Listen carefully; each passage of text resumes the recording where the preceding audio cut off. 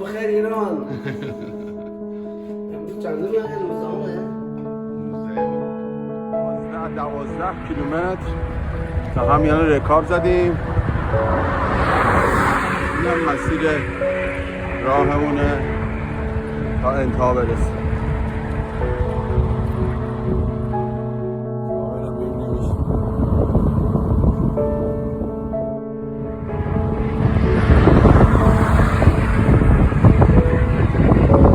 ما به انتها رسیدیم، تقریبا 3-4 کیلومتر دیگه مونده.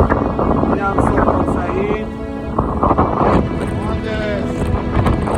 بغل دستم هم که فرهاد عزیز